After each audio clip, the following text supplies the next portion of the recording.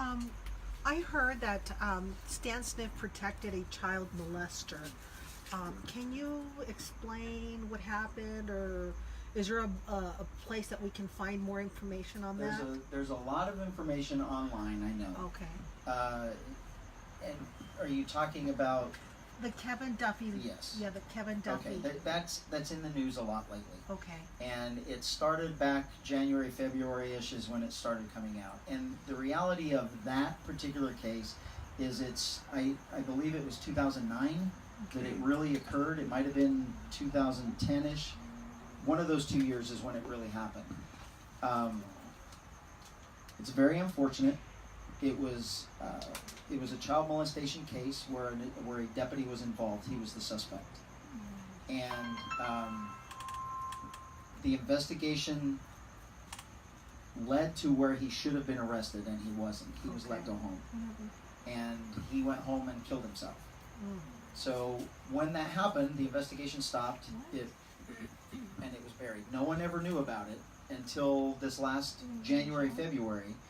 And the only thing that anybody can tell is it appears that someone that used to be in the department that had probably retired, or maybe it is somebody inside the department currently, because we don't know who it is yet. They're just saying it's a confidential informant. They're blocking out his face, those types of things. So someone with direct knowledge of that investigation has come forward and said that it was covered up.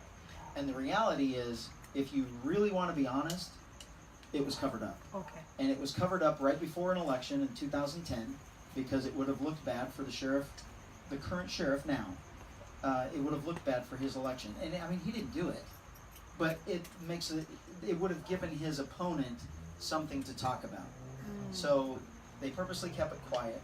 The reality is, and I saw a Facebook post yesterday or the day before, somewhere up north, I think it was in California, a deputy was arrested for very much doing the same thing, or a police officer, I think. And that agency arrested him, put him in jail, blasted it all over TV and said, this is wrong, this is bad, and if any other victims out there, we need you to come forward. That's what should have happened in this case, and it didn't. So Stan Sniff protected a child molester. Yes. Yeah, well, he failed to arrest him when he should have, and then that person killed himself. The entire issue with that, though, with what we're supposed to be doing, we're supposed to be here for victims. We're not supposed to be here for suspects. Suspects go to jail, and we're supposed to protect victims. We identify victims.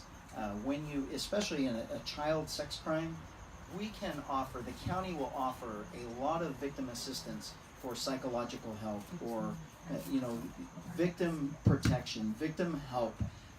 That's not something anyone wants to go through or should go through, and you should have as much available as you can. One of the videos that I recently watched of one of the victims that came forth back in when he said that he was molested. He still suffers today mentally. He says he can't sleep at night. He can't sleep in the dark. He has to have lights on. And I mean, he's a young man now in his early 20s, and he's doing the best he can. But if he could have got psychological help when he was 12, that may not have drug on for 10 years. So we're supposed to be helping the victims. That's what it's about. And I can promise you, I don't care who you are. If you commit a crime and I can arrest you, I'm going to arrest you. I don't care if you're my family member, my employee. I don't care if you're a politician. I don't care who you are. If you victimize somebody in Riverside County and you can be arrested, you're going to be arrested. Thank you, Chad.